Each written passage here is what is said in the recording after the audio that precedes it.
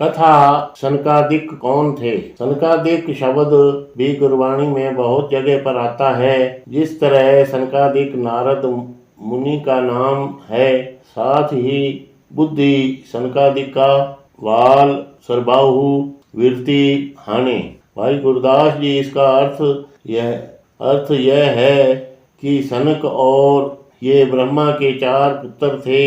ये 4 भाई ये हैं सनक, सनकासन, दनस, नातन और संत कुमार।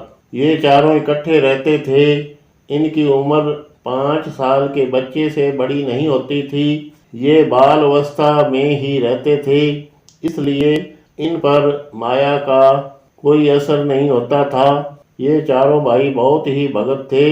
हे भगतजनों, इसकी पूरी कथा इस तरह है, सभी प्राणी ध्यान से सुने। एक दिन की बात है कि इन चारों भाइयों ने सलाह की कि चारे संसार का चक्कर लगा कर आए। एक दिन ये घूमते घूमते परमात्मा के दरबार में चले गए। इनके मन में इच्छा हुई कि वे परमात्मा के दरबार के दर्शन करके आए। इस तरह वे चलते चलते परमात्मा के स्थान के पास पहुंच गए। जब वे 7वीं ड्योढ़ी मंजिल में पहुंचे तो द्वारपालों ने इन्हें रोक लिया कि तुम इससे आगे नहीं जा सकते। उस समय जय और विजय नाम के 2 भाई द्वार की रखवाली कर रहे थे।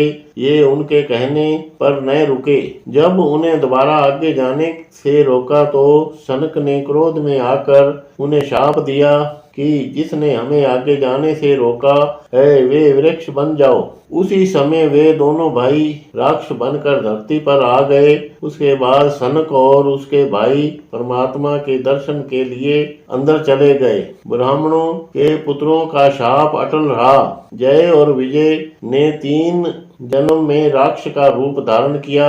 वे पहले जन्म में हिरण्यकश्यप और हरणाक्ष, दूसरे जन्म में कुंभकर्ण और रावण, तीसरे जन्म में शिशपाल और नंदवाकर। ये दोनों भाई ही बनते रहे और भक्तों को तंग करते रहे। उन्हें मारने के लिए परमात्मा को भी किसी न किसी रूप में अवतार लेना पड़ा और उनके संहार करते रहे।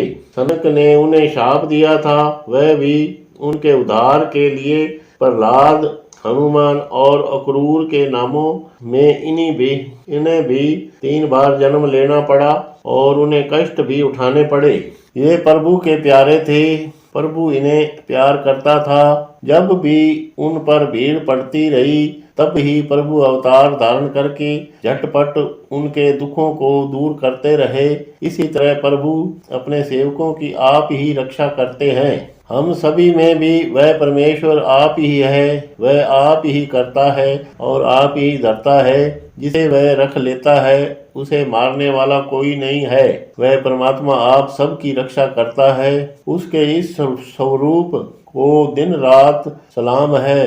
प्राणी इसकी वडियाई को तब समझ सकता है जब वह गुरु के चरणों में पहुंचकर गुरु से वचन सुनेंगे और उस पर अमल करेंगे। अगर आप गुरु के बताए हुए असूलों के अनुसार प्रभु की भक्ति करोगे तो आप जरूर ही भव सागर से पार हो जाओगे। जिन्होंने प्रेम से प्रभु का सिमरन किया है उन्होंने अपने मुद्दई को ढूंढ लिया है, जो अंत के समय उसकी मदद करेगा। यह कथा जो भी प्राणी पढ़े या सुने, इस कथा से हमें यह शिक्षा मिलती है कि इस संसार में सभी चीजें नाशवान हैं। जो हम देख रहे हैं वह नहीं है। जैसे धन दौलत बाल बच्चे, ये सभी मोह और प्यार के जंजाल में फंसाते हैं। इन सभी वस्तुओं में से कोई भी साथ देने वाली नहीं है। यहाँ तक कि अपना शरीर भी नाशवान है, यह भी साथ जाने वाला नहीं है। समुद्र में पानी है परंतु धरती पर पानी नहीं है, यानी जहाँ पानी नहीं है उसे भव सागर कहते हैं। इस मातलोक में प्राणी को जीवित रहने के लिए कई तरह के पापड़ वेलने पड़ते हैं, जिसके लिए जीव अच्छे से अच्छे और बुरे से बुरे कर्मों से भी नहीं कतराता। इस तरह जब प्राणी बुरे कर्मों की तरफ चल पड़ता है तो वह उस दलदल में फंस जाता है जिससे निकलना मुश्किल हो जाता है। उसे भव सागर कहते हैं। वहीं जीव अगर किसी गुरु के लड़ लग जाता है तो वह प्राणी भव सागर से पार हो जाता है। वह उसी भव सागर में गोते लगाता रहता है और उसके लिए 84 लाख योनि तैयार है। फिर वह इसी तरह जन्म लेता है और मरता रहता है। वह जीव इस भवसागर में गोते खाता रहता है।